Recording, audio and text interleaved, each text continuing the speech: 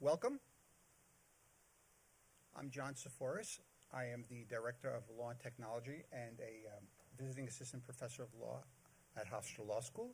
With me today, unfortunately out of view of the camera, is Dr. Edward Curry, Associate Professor of Engineering at the Deane School of Engineering and Applied Science, and with us also are two students, Philip Kodal, currently a 2L law student, and Maurice A, a computer science student at the School of Engineering.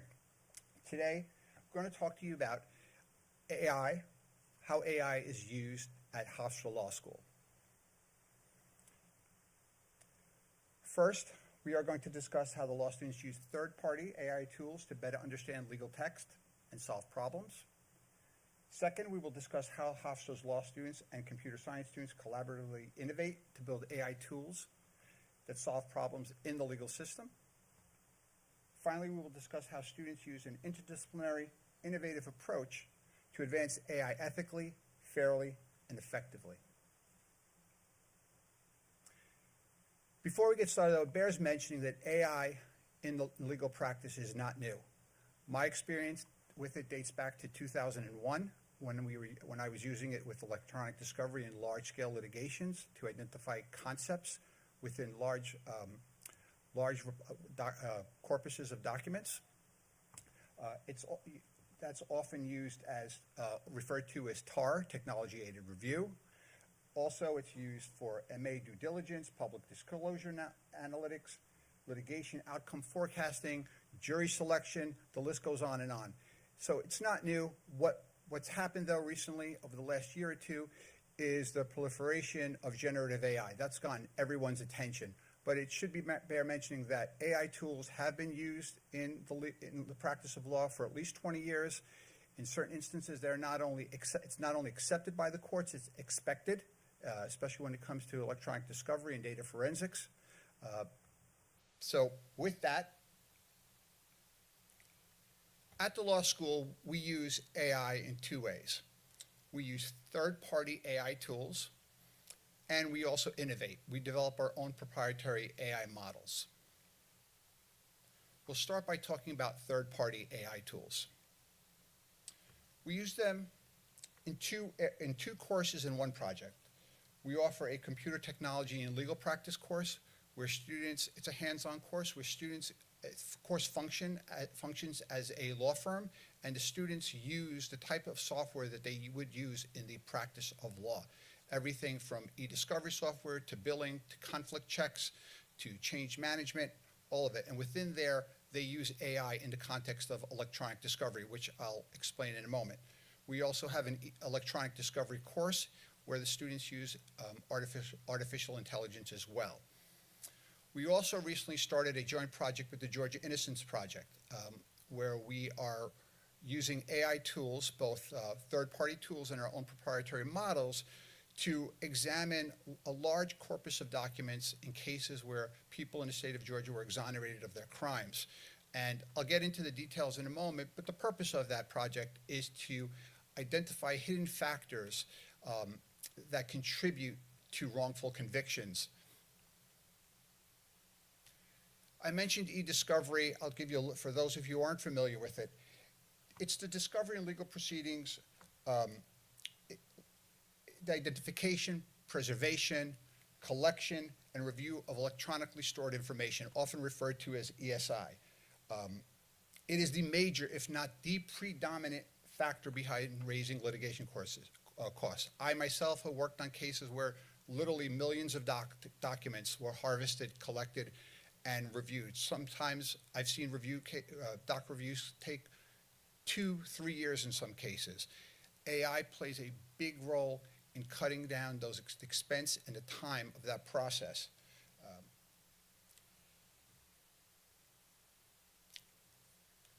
If you don't think, and just to highlight its seriousness, recently Google was sanctioned for failing to preserve internal chats that were part of an e-discovery process. The court, federal judge in San Francisco, said in his order that Google fell strikingly short in its duty to preserve records. The ruling is part of a multi-district litigation that includes a consumer class action with as many as 21 million residents. So just to show you the scope of electronic discovery and the importance of it, and even a company like Google, which has, I'm sure has retained the top attorneys in the country, even there, they can get themselves into trouble with electronic discovery. That's why it's so important to understand how to use artificial intelligence tools to better manage that process. The guiding framework for that process is what's called the Electronic Discovery Reference Model. It's referred to as the EDRM. The reason I have that line encircled there, that's where identification, preservation, collection, processing, review, and analysis of documents takes place. Within that circle, there are numerous uses and applications for artificial intelligence. And as I said, it's not only something that the courts permit, in many cases, it is expected.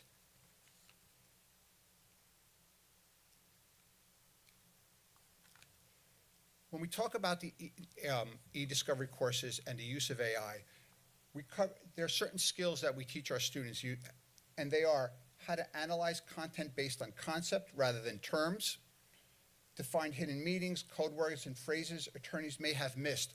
One of the oldest demos that around is, we use it here in my class as well, is the Enron, the documents from the Enron matter in the public domain. There's over 100,000 of them that are publicly available. And certain AI tools can be used to generate concepts, to extract concepts from the documents without much training.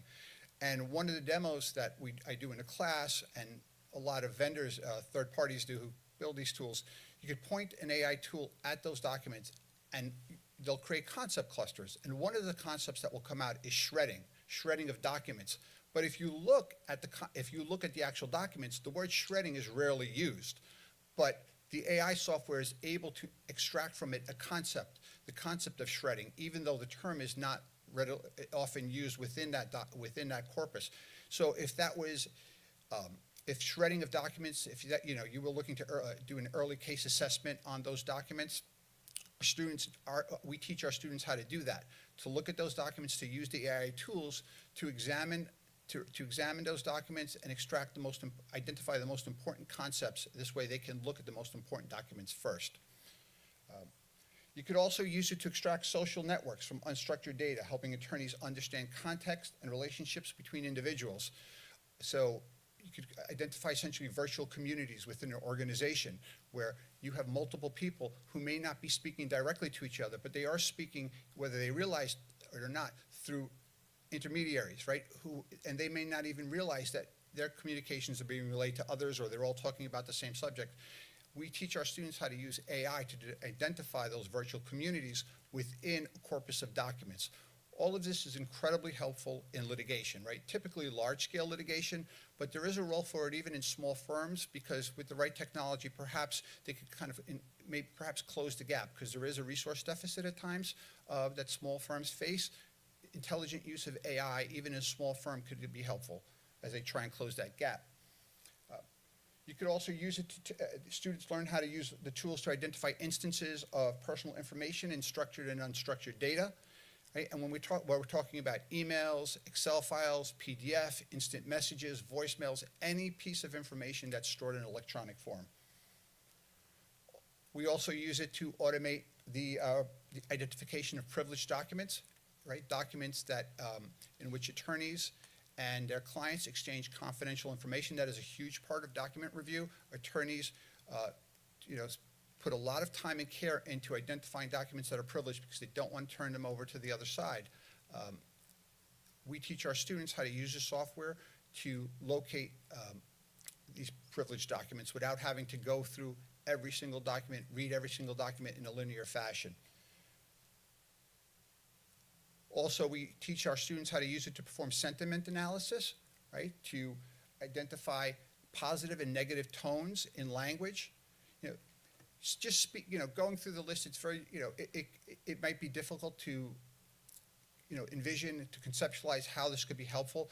But if you're a law student, or if you're an attorney and you're going through a corpus of documents and you're trying to figure out what the heck happened in this case, who did what, what were people feeling?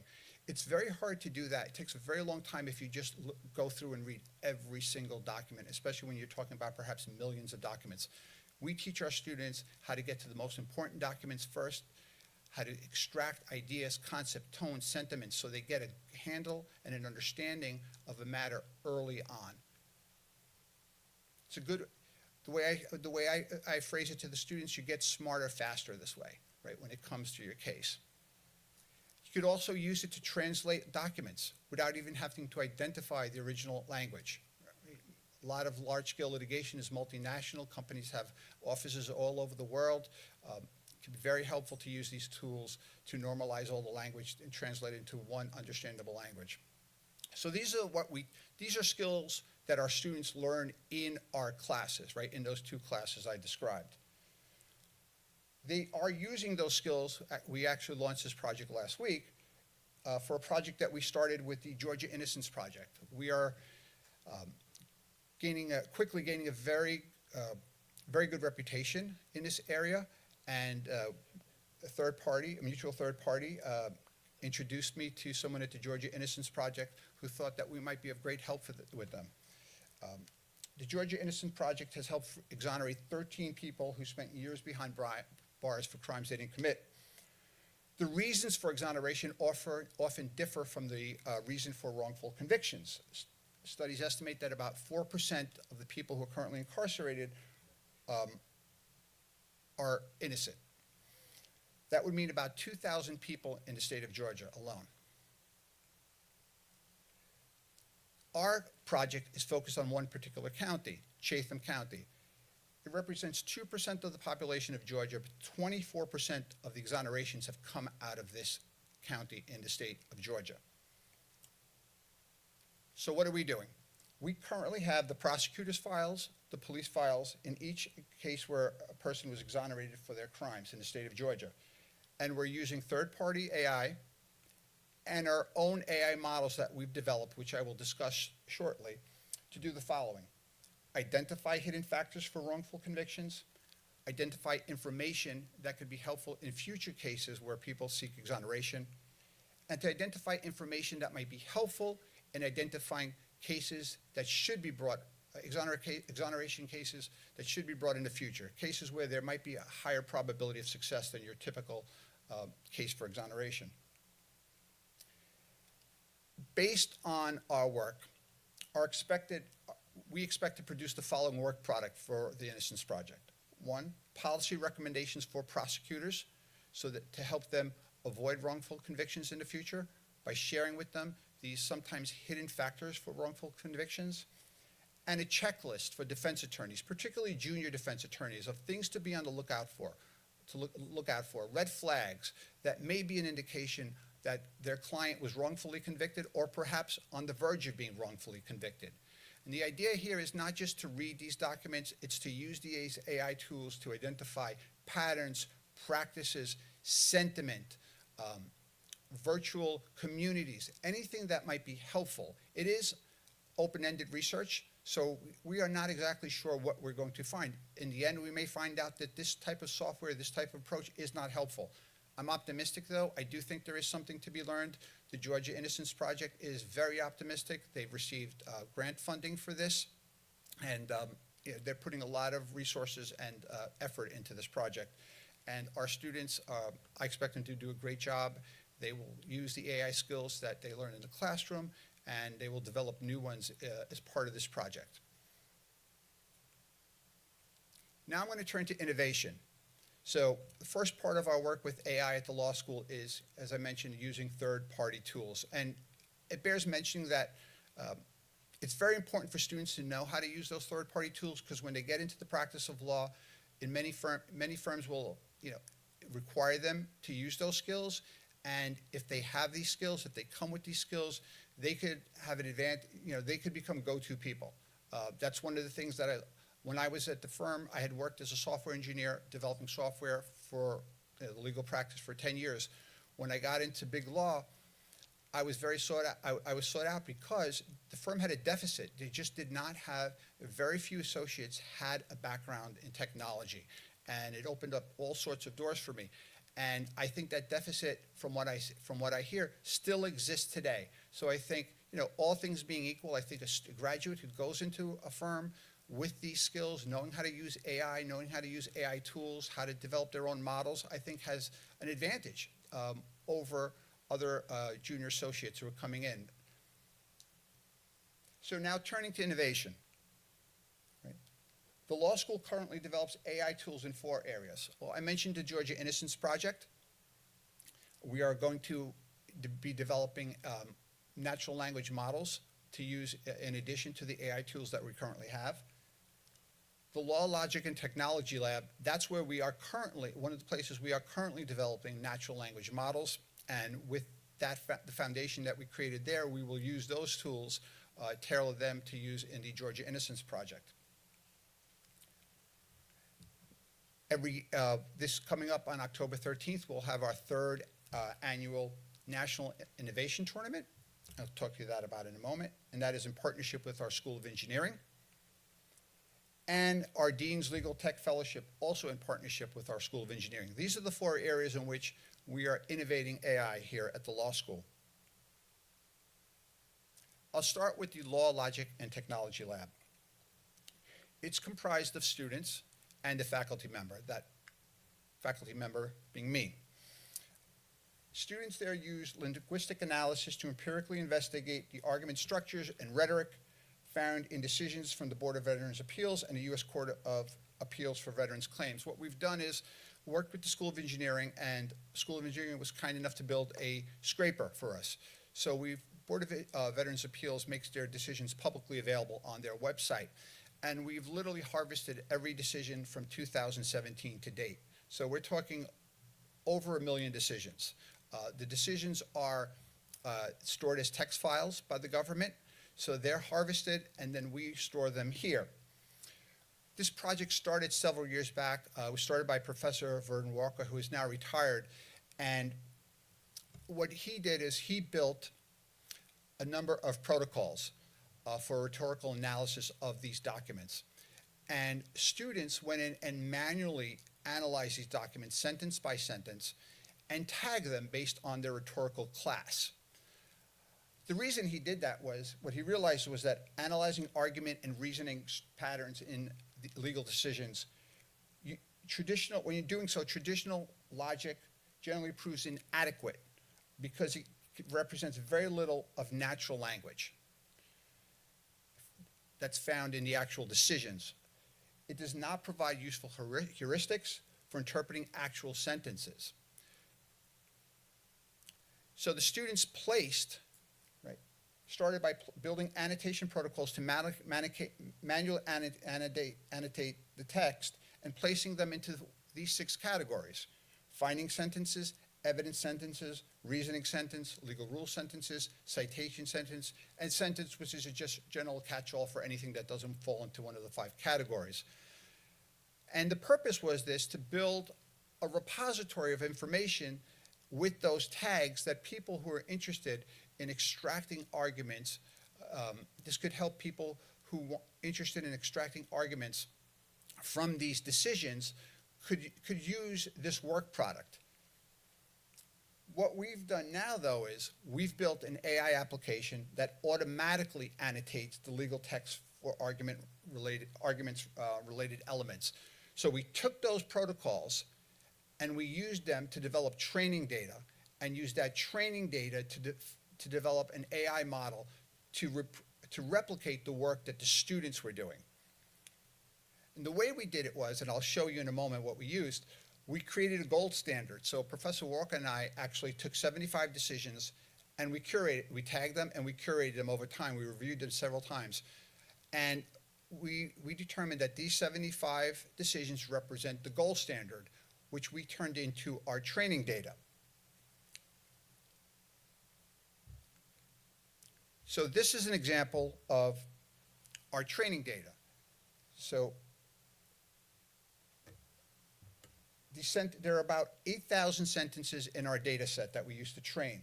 So if you notice, it starts, the first sentence is, the veteran did not have a psychiatric disorder in service that was unrelated to the use of drugs. And then at the end, you see finding sentence. That's the rhetorical class. That was manually annotated. That was something that was done by Professor Walker Knight did this work. The next sentence, the preponderance of the evidence shows that the veteran does not have a psychiatric disorder that is related to his military service or was aggravated during service, right? Another finding sentence. Then you see further down, there's an evidence sentence, a reasoning sentence. Right? There's about 7,000 sentences like this that we tagged and then we curated. And this became our gold standard. So with that, we trained an AI model. The next level of training then was we took those sentences and we created subcategories, and we started with the reasoning sentences. And we asked ourselves, when we looked at them, okay, these are reasoning sentences. The court is, what exactly is the court doing? So if you look at that first sentence, he also received a meritorious promotion upon the completion of basic training, a fact that is in such stark contrast with his assertions of not being able to function and wanting to commit suicide during basic training. So what's the court doing there? It's comparing the consistency of two pieces of evidence and finding in the negative. So that's the polarity. It found against the veteran. If you look at the next sentence, further, they are also not aware of all the facts in the matter and their challenges to determinations made or evidence contained in the record have no credibility, right? They're evaluating the credibility and of evidence and finding in the negative for the veteran. So this is the training data. So this is now a sub-classification of the sentences that were deemed to be finding sentences. So now we trained the model one more time. So let me show you. So then we took our sentences and we ran it through. So this is an example. We built a sentence segmenter that went through every single decision and segmented every single paragraph, every single sentence, assigned each one a unique ID. And when that process was done, we ran through, all of those sentences, right, one by one, and then sent the sentence to the model, and based on our training of the model, asked the model to come back to us and tell us what rhetorical class does it fall into, and if it's a reasoning sentence, tell us exactly what was the court doing. Were they comparing? Were they validating, evaluating? What was the court doing? What was the outcome? And if you see here, you can see here our unique identifiers, because we are also building a repository, so it's important that we identify everything and give it every sentence a unique ID. The first identifier is the case number, the second is the paragraph number, and the third is, after that third pipe, is the sentence number. Think of that as a social security number for the document. It is unique throughout the entire corpus of decisions issued by the Board of Veterans' Appeals. So we ran all those sentences through, and what's the output look like? Well, there we go. Here's 4 examples, right? The first text, the witness is a layperson and therefore unqualified to provide a medical diagnosis. What's the rhetorical class? Reasoning sentence. What's the function? The court's evaluating competency of a witness and finding in the negative for the veteran. The next sentence, the witness is a surgeon and therefore qualified to provide a medical diagnosis. It's a reasoning sentence. The court's valuing the competency of the witness and finding in the positive. The next sentence, the witness's testimony is very persuasive. The court's evaluating the persuasiveness of the witness and finding it to be positive in favor of the veteran. The last sentence, the psychiatrist is more credible than the landscaper, comparing the credibility of 2 witnesses and finding in the negative for the veteran. That is the output of the AI model that the students trained and created. And we've created a workflow where we take all of those sentences, pass it through the model, record this output, store it in a production level SQL Server database, and now we are building a user interface so that users can use this information to better understand these decisions and go in and literally say, okay, I'd like to see every single sentence in which the court compared the competency of 2 witnesses and found that the veteran's witness was more competent, or compared the credibility of 2 witnesses, whatever it might be. And there is even some talk of using this tool when it's complete to train new judges for the Board of Veterans' Appeals. I think this is going to be a very exciting product, and I think people will find it quite useful because these decisions, they're out there, they're in the public domain, but there is no tool whatsoever that helps people really understand them.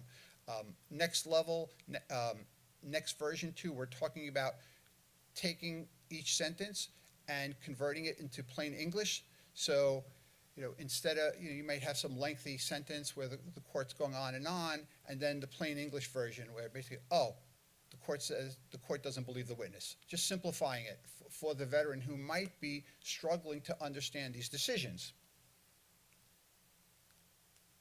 Another area where we're innovating with AI. I mentioned earlier our 3rd annual National Innovation Tournament. That is a interdisciplinary project, event between the law school and the School of Engineering. We started about 3 years ago, reached out to Dean Rabini, and I thought there was a synergy between our 2 schools, an opportunity to collaborate. This was one of the opportunities that we discussed and launched it 3 years ago. Well, and this is our 3rd year, and it's been a great success. Last year, 21 different schools from across the country competed, and I'll tell you a little something about the tournament.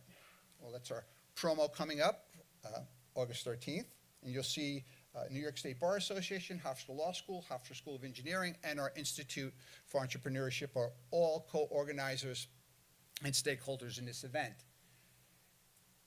Teams of 2 to 4 students, each comprised of law students and computer science students, are asked to do the following: proactively identify a problem in dispute resolution. And the reason dispute resolution, because we are also co-sponsored by the American Arbitration Association. They provide the cash prize and do a terrific job of honoring each year's winners. We asked them to persuasively argue that the legal profession should solve the problem, develop an idea for an AI app to solve the problem, and present the idea. It's an ideas competition. And in the simplest terms, I asked the students to look critically at an aspect of the legal profession and identify, if not a problem, an area that should be made more accessible, more efficient, more cost-effective, whatever it might be, and look to technology, look to artificial intelligence as a way to solve that problem, not to move away from paper and protest and the typical tools that lawyers use. Think out of the box, think technology. I don't ask them there's no coding involved. It's an ideas competition. In other words, if you could create a tool that could fix this problem, what would it look like? What would it do? And it's a one-day event. An example of winning idea from a couple of years ago was students researched and identified that there are a number of people who are essentially fooled by debt collection letters. And what you wind up is with people who pay debts for which they are actually not liable because they're petrified of ruining their credit, or they ignore valid letters regarding valid debts, and then they get themselves in trouble and damage their credit. The students came up with an idea to have an app on a phone where you could scan the debt collection letter, then have an AI component that would analyze the letter and essentially assign a confidence score as to the authenticity of the letter and the validity of the debt, and explain the reasoning behind it, and then connect the user with an attorney who in advance has agreed to take the matter on either pro bono or on a low bono basis. That's the type of work, that's an example of one of the ideas that the teams came up with. And the winning team then is supported by our School of Computer Science with a graduate student who then works with them throughout the year to help them develop a working prototype of the application.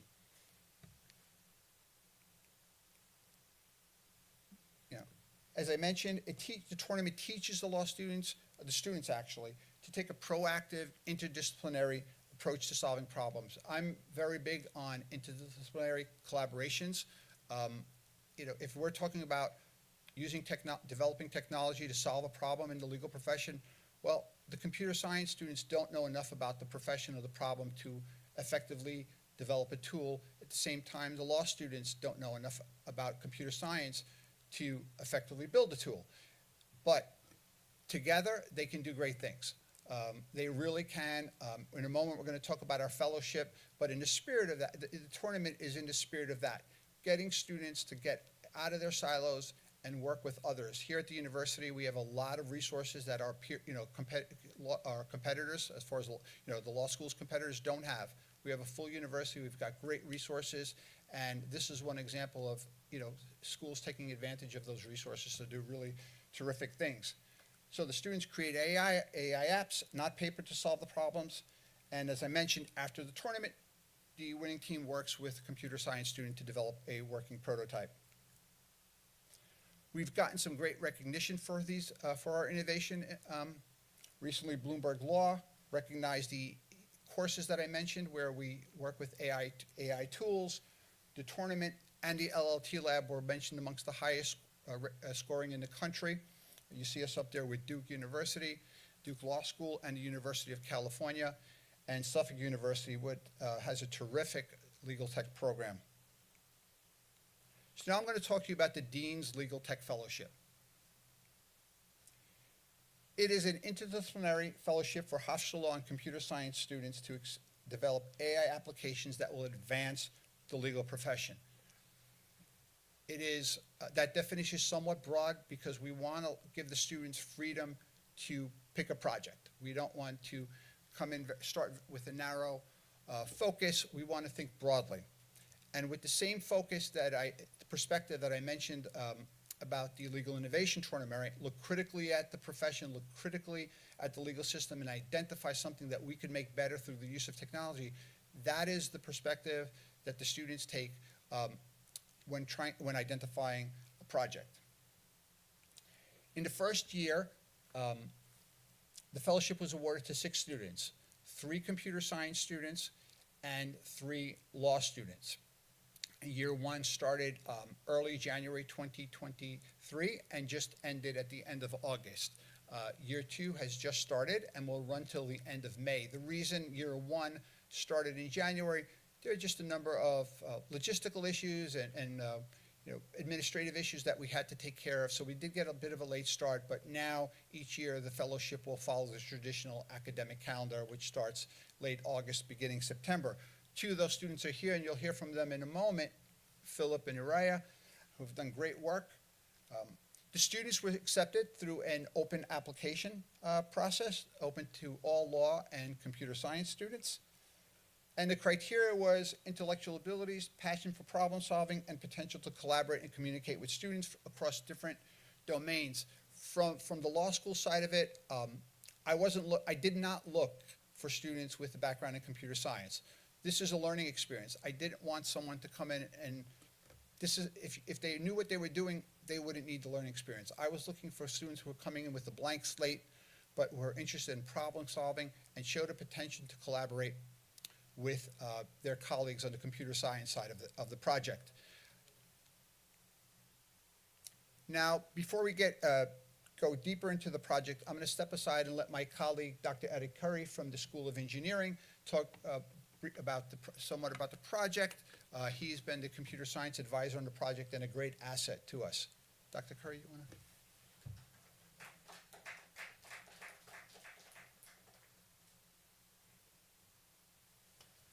Well, I'm just going to talk for a few minutes, but I want to talk a little bit about how this came about.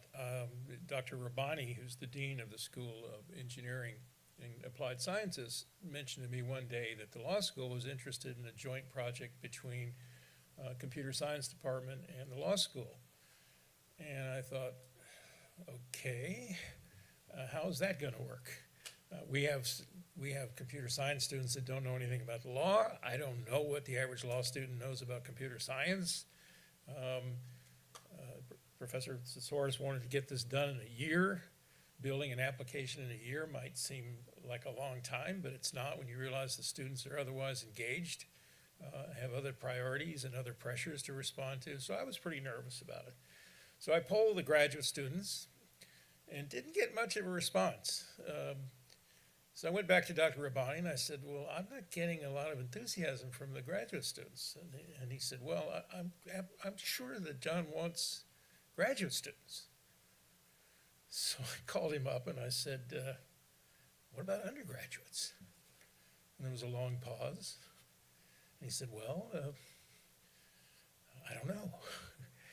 So I started scouring our undergraduate community, and I found 3 really outstanding students. One was a freshman, and the others, I guess, were seniors at that point. And I went back to John, and I said, okay, John, I've got 3 undergraduates. And there was another long pause.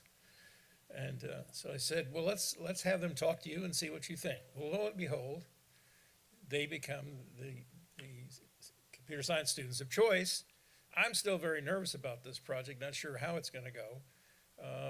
And turns out it's turned out wonderfully. And I think it's an excellent example of what other departments in the university should be considering, where they're doing joint ventures between various departments and encouraging that. It does not always work when you put teams together of 2 different groups. There can be all kinds of issues. This one worked beautifully, and that's largely because it was under the guidance of John for the whole process. He has a very gentle but firm hand in directing things, and he kept things moving forward, but he also made it very clear time and time again that the students were in charge of this project, and it was up to them to make it successful. In fact, today he said to them, well, do you think this is ready for beta testing? And there was some, well, yes, no, maybe. He said, well, this is up to you. You're going to have to make a decision. So the moral of the story is it is possible to have success in putting together teams from different departments. They have to be well managed, which in this case they were extraordinarily well managed, and we had some really fine students on both sides. I was very impressed by the law students, and I was even more impressed by how quickly they came together as a team. And I monitored the progress that they've been making and the sophistication of the work that they're doing, and I think we should be very, very proud of what they've accomplished. And I also think it provides an excellent opportunity for them to carry something from concept to completion, which is, in this day and age, it's very difficult to find people, that, particularly in the software world, who can take a concept and actually carry it through to completion. So I'm very glad that we had an opportunity to provide students. I would like to provide more students if there are more projects of this type in not only law school but in other departments. And I think we have the ability to give you some really high quality students. So I hope we'll have an opportunity to do that. That's really all I have to say.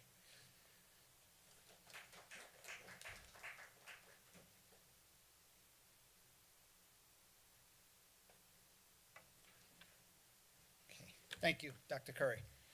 So now let's take a close look at the fellowship and the students' work. The students followed the software development lifecycle, which may vary from school to school, project to project, but generally it follows this model, right? Project initiation, requirements analysis, design, construction, testing, and acceptance. And Dr. Curry early on pointed something out that often these types of projects have a tendency to fall victim to lax attitudes toward deadlines, deliverables, just kind of a very casual attitude. I must say, that was not an issue on this project. We told the students that you need to treat this as if, with the understanding, your students first, you have your coursework, you have your internships, you have other responsibilities, but to the extent that you are working on this project, you need to treat it as if we're in the private sector. So every week the students entered their time and a detailed description of the work that they performed. They created Gantt charts, which they updated every week. We created we use Slack, right, for communications. Met via Zoom when we couldn't meet in person. It felt like a project that was happening it really was treated as if we were in a startup somewhere. And students handled it with great professionalism, and I think that was one of the reasons that we met all of our deadlines, because they had that mindset. So aside from learning how to take, something from concept and actually create something out of it, and that journey, I also think students developed, and it bears mentioning, some great professional and soft skills in this process. I think they're much better prepared, for the workforce now because of this, because they really handled themselves very well and very professionally. So our project started with the first stage, right, is project initiation. And the first step was to define a need or opportunity. And the fellowship proposed a chatbot. And they did so for 2 reasons. It would provide the fellows with an opportunity to learn new technologies and develop new skills, and in particular AI technologies. And I believe that the dynamic rhetorical aspects of the chatbot would provide the law students in particular with a great opportunity to enhance their skills. After we identified a chatbot generally as a project, now we needed to identify a conversation for the chatbot. So the fellowship proposed the New York State Small Claims Court System for the following reasons. We did some research and we determined the following. The court is an underutilized but effective venue for plaintiffs who have claims valued under $10,000. The court is an inexpensive, plaintiff-friendly venue to obtain justice. Non-U.S. citizens can file claims in these courts. The maximum filing fee is $20 compared to walking into New York State Supreme Court, which is New York's trial court, and filing a lawsuit where I believe it will cost you in the vicinity of $200. The court handles service on defendants. The court holds trials in the day and the evening, which means folks can, in many cases, don't have to miss work. Plaintiffs can proceed comfortably without an attorney. The rules of evidence are relaxed. But it is somewhat complex to navigate. New York has 67 counties. Each county has at least 2 small claims court. They vary based on the classification of the litigants and the subject matter, individuals versus businesses, and whether the plaintiff is an individual or business, and whether the defendant is an individual business will determine what part of the small claims court where the case should be filed. The guidebook there's a handbook out there. It's 45 pages. It's very difficult for a person to understand. We taking the approach that I mentioned, looking at the legal system and finding an area that could be improved. We believe that this was a perfect opportunity for us to develop technology to improve the legal system. The students even did some research. They reported back to me the number of cases filed every year in small claims court. It seemed ridiculously small, considering how helpful. I've used it twice in my life. I received my process. I was able to get a trial within 3 months, when at nighttime it was as easy as could be. I watched the judge help people who were not represented, kind of shepherd them through the process. So we strongly believe, based on my own personal experience, student research, that this was a great opportunity to make something that could be a great help to people much more accessible. The students made 3 additional decisions. So we decided chatbot. We decided the topic would be the New York State Small Claims Court System. We made 3 more decisions. The chatbot would provide instructions in plain English, right? If the user of our chatbot knows what the word defendant means, if they know what the word claim means, they don't need to be using our chatbot. I always tell them, if my dad's an immigrant, if he wouldn't understand what this word means, then change it. We need something simpler. That was our guiding principle. Keep it simple at all times. The goal here is to be effective. Think about who your user is going to be. Put yourself in that person's position and ask them, if I was in that person's shoes, would this help me? Would I understand this? If the answer is no, then we need to make some changes. So the fellows, as I mentioned, they would design the chatbot for individuals who cannot afford an attorney, have limited knowledge of the legal system, or limited English proficiency. That's our intended user. They'd also design it in a way that's scalable, so that and adaptable, so that in the future we could add support in additional languages. That concluded for the project initiation phase. Now it was time to get to the real work. The fellowship proceeded with the following stages: systems requirement, systems design, construction, and testing and acceptance. At the requirements analysis phase, so at this point now we're talking about law students and computer science closely collaborating almost on a daily basis, right? And what they did was, with the intended user in mind that I just described, they analyzed the user needs and developed user requirements. They created a functional requirements document and began to build a flow chart that would model the user experience, and broke down the chatbot into discrete modules and utilize diagrams and other visual tools to analyze the user's needs and requirements of the courts. This is one of those areas where, what was funded here was a learning experience, right? That's what this is. It's not a product, right? The goal here is not a product. It's a learning experience. But part of the learning experience is building the product. So at this point, we start to give the students a lot of room. And the way I describe it is we gave the students a roadmap to get to their final destination, and we put bumpers up on the road, right? But the bumpers were wide. We made the road wide enough, though, that the students had space to learn, but the bumpers were there just to make sure they didn't drive the car off the road. But we gave them space to make mistakes, because that's part of learning. And they did make some mistakes at this point, but they learned, and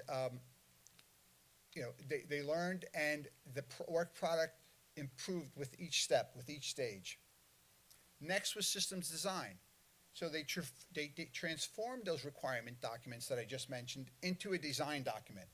And they described in detail the chatbot's functions and operations, performed a risk analysis determination on to identify forced exit points for users who didn't meet certain criteria, and they performed a final design review to ensure the design of the chatbot addressed practicality, efficiency, and flexibility, always with an eye towards who our user is. That, again, was our guiding principle when reviewing all of these documents and all of these tools that we were slowly building. This is an excerpt from the design documents that the students built. I think this is remarkable that this was built by law students working with computer science students. I really do. And in this part, really the law students took charge, because my analogy to them was an architect working with a contractor, right? The architect knows what the homeowner wants the house to look like. They know what functions they want the house, to provide, functionality they want the house to provide. But the architect does not have the skills and the training to actually build a house. At the same time, the contractor has the skills to build a house, but they don't have the skills and the knowledge to design the house. So the students, knowing the legal system, knowing the intended user, the law students, designed this document, right, and gave it to the computer science students. And then they worked together to ensure that the computer science students understood it properly and its in entirety. And that started an iterative process, because it raised lots of important questions. The law students had to go back, make some changes, and ultimately it was finalized. And that we used this design document then as the guide to building the actual chatbot.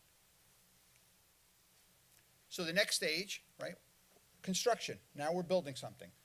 And the fellows, performed the following tasks. They performed manual testing at a module level. They developed training data for the AI model. They trained the model and reviewed the results, and transformed the design documents into a finished chatbot. In a few minutes, I'm going to show you a video of a live demonstration of the chatbot, so you can see exactly what the students built.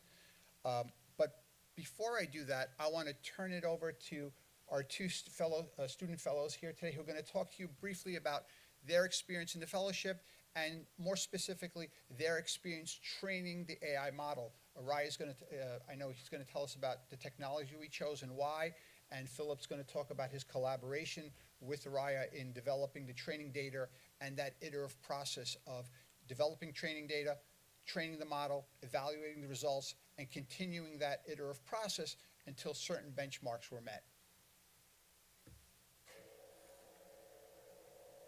And we can get that back, right?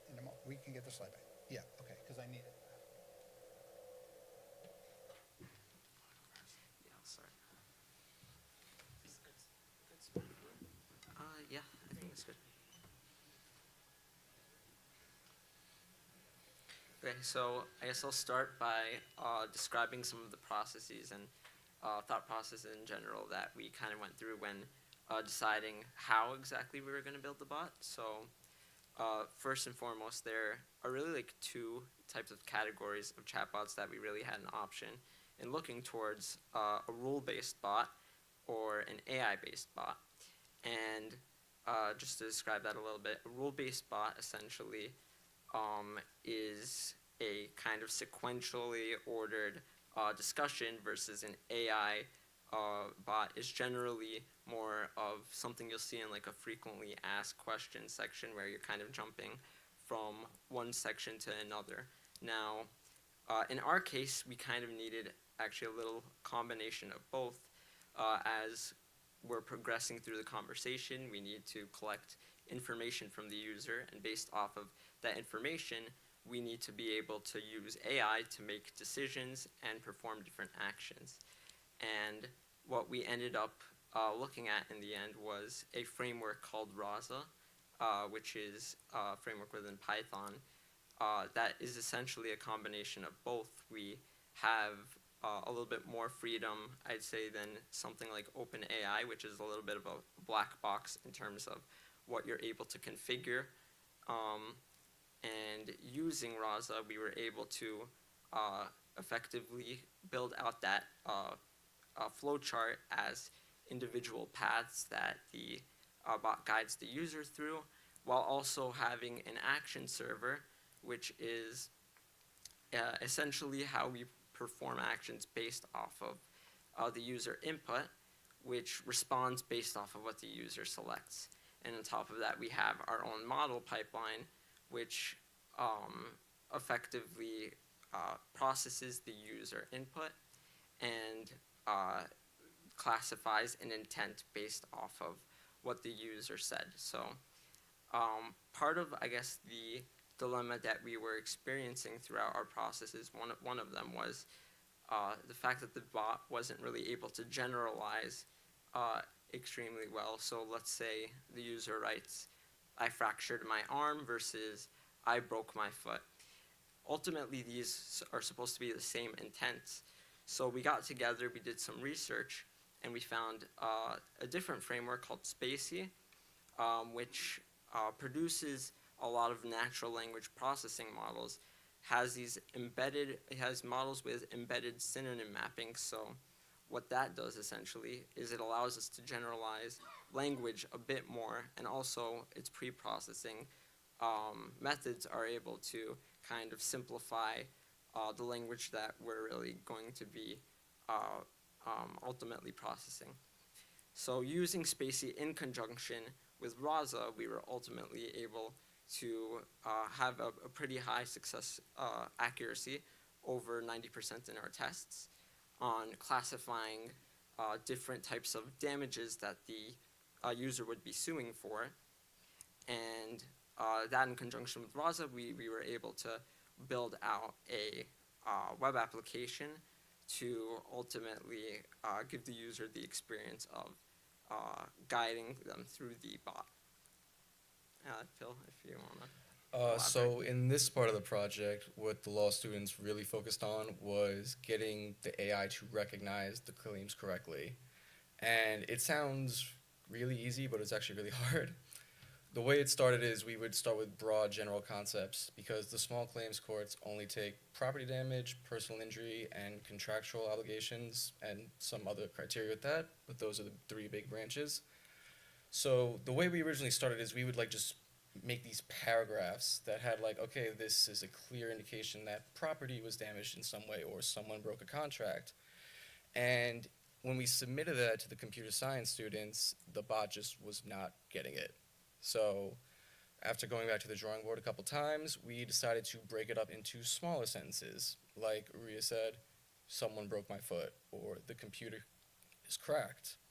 And for whatever reason, the AI seemed to pick up on this better, and we had the benefit of okay, well, we can get really creative with these very short sentences.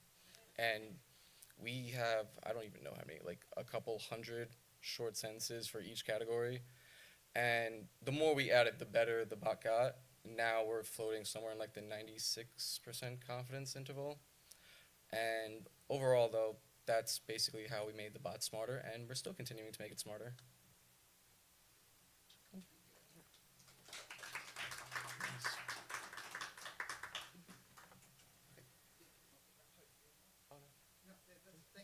Thank you, Bob. Right, anything else for the audience?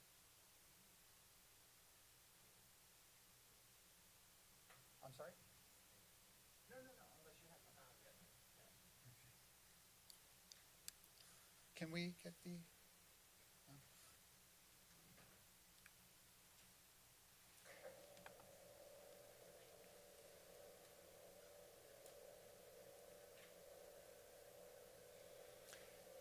So with that, I'd like to do so this is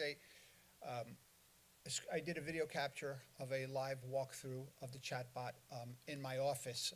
I would have done a live demo here, but logistically, it's a challenge to get the virtual private, the VPN set up in here and all of that, so I thought it'd be safer just to do a video capture.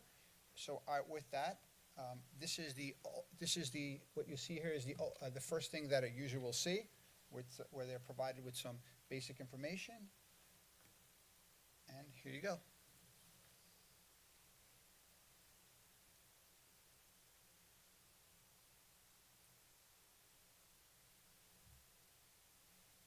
There's no sound.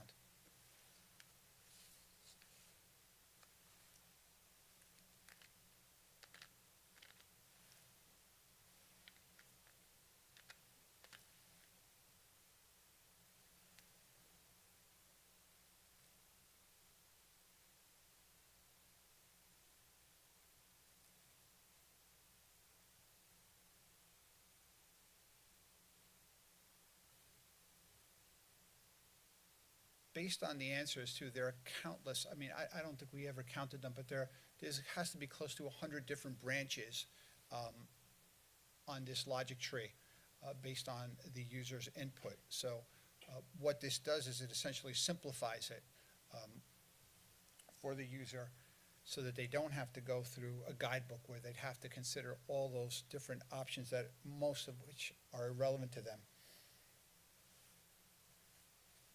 So that what we're doing here is instead of the user driving, right, this experience, we're asking for information that we know is relevant to the user's claims. And with each answer, we get smarter and we know more about the user so that we only provide them with the information that's relevant to their claim based on the information that they provided.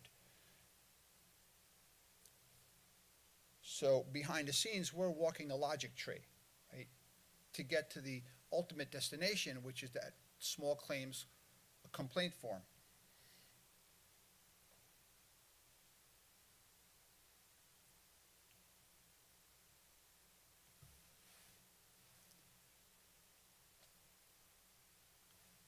The video capture doesn't pick up, but there's a drop-down list that appears a list that contains every county in New York State, but it doesn't. The video doesn't pick it up for some reason.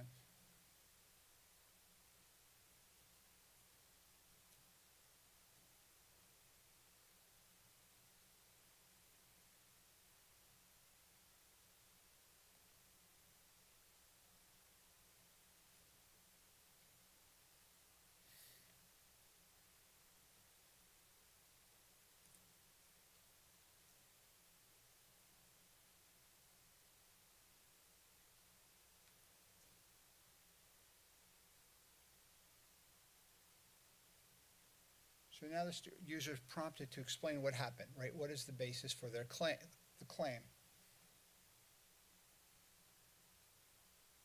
Right, so Jim cracked my television screen. Jim did not pay me for the pizza that I delivered to him. Jim hit my left foot, which caused it to break. And here's where that AA model that the students just mentioned kicks in. As you see, it identifies each potential claim. So Jim cracked my television screen. It was identified as a property damage claim. Jim did not pay me for the pizza that I delivered to him. It was identified as a contract claim. And Jim hit my left foot, which caused it to break, identified as personal injury. And if you see below it, we have the confidence level. And in each case, the confidence level was very high, right? Over 95%, which is highly appropriate for that text. This is student built. And I think it's a terrific accomplishment, and really the tip of the iceberg. Really, with this framework, we could do a lot more. And I don't say that lightly, but I really believe that. For those who can see, just honing in on those claims and their identification and a confidence score. So as I mentioned many times, the goal here is to be helpful. So what we also did is, based on the information that the user input,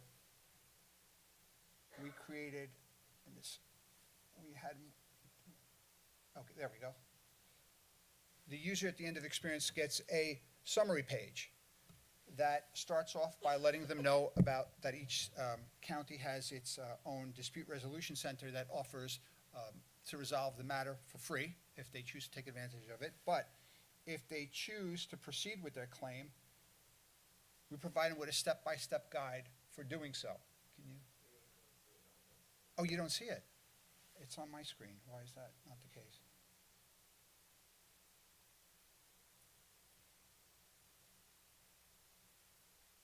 Perhaps I'll see.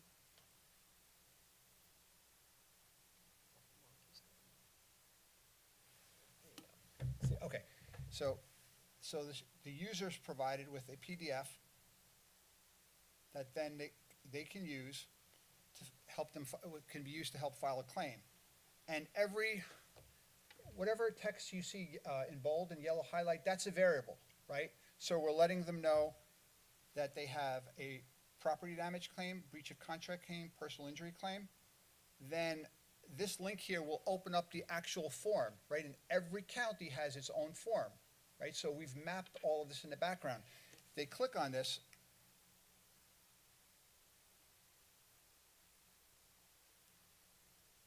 that's the actual form that they should fill out. So we're bringing this, we're bringing the form directly to the user. And then as you scroll through with each step, we explain to the user exactly what they should enter in each section of the form. And the information, and that's based on the information that they entered in the conversation.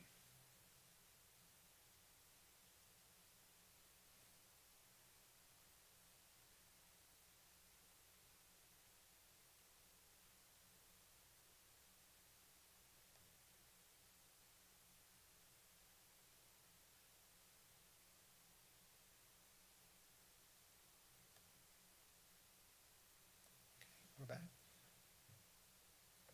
Okay, so the last step, and this is where we are right now, we are at the system testing and acceptance phase. And as Dr. Curry mentioned earlier, I asked the students whether this should be accepted as the beta version. Now, are we complete? And they are performing the following tasks. Right? Determining whether the bot meets all functional requirements, resolving any problems identified during this phase, and preparing to add Spanish language functionality to the bot. For our next release, Spanish language version, and auto-fill the complaint form. So that complaint form that I showed you earlier, the next release, the goal is to actually fill it out for the user so that they can go through the chatbot experience, learn something about their claims, and then walk away with a completed claim form that they just simply need to mail in. Dr. Curry, anything else? We're close to wrapping up here. Any final thoughts? Anything you want to share? Okay. And that's the end. My contact information and Dr. Curry's contact information is right there. If anyone wants to contact us to discuss this, I'm always happy to do so. I'm sure Dr. Curry is as well. And we have some time for questions, if anyone has any questions. No? Yes? So I don't know if I'll get a chance to ask you this later or something. I'm just curious, I love this project, I think it's great, and congratulations to the students and John and Professor Curry for shepherding this. Just one question, I think the most tricky part is that 400 word, or is it 400 character little space where people can type whatever they want? Yes. And then you have to translate that. So, you know this experience, John. You talk to a client, and as law students, the hardest thing, or lawyers, is trying to explain to a non-lawyer what's relevant and what's not. So what if people type, he's my friend, he was mean to me, he's related to my sister. lots of extraneous information that they think is important, and they type it into foreign words. And so, can you distinguish between what's relevant and what's not?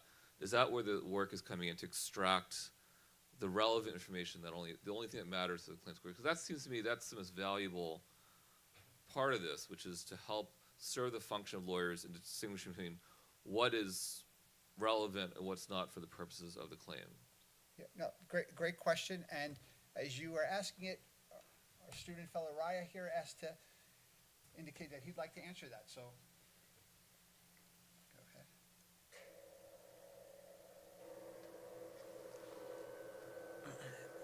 Yeah, I think that was a very good question and also a very good point, because it's something we were also thinking about, and my good teammate Sandro ended up deciding to build a sentence splitter, which breaks down the sentences into components based off of any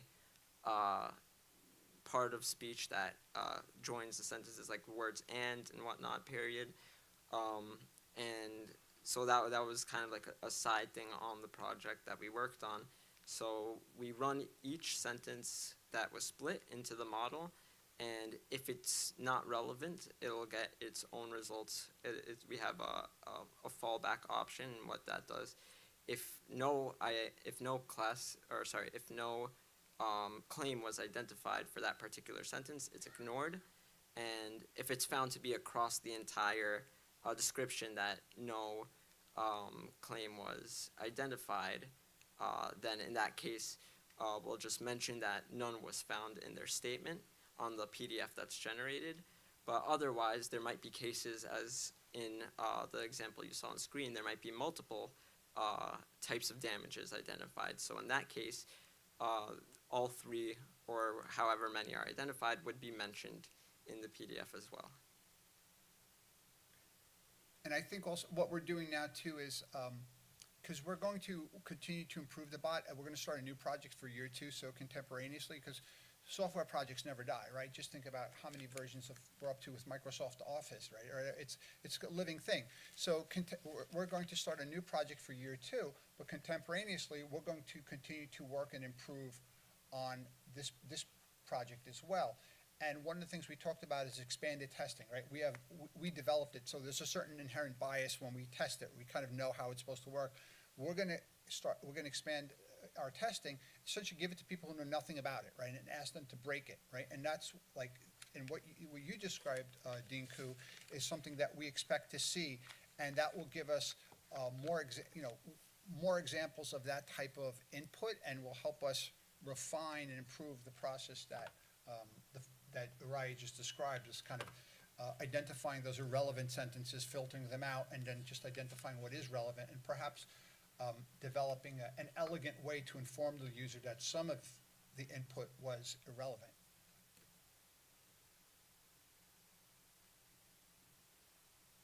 Anyone else? Any other questions? Okay, well, thank you for coming. It's been a pleasure.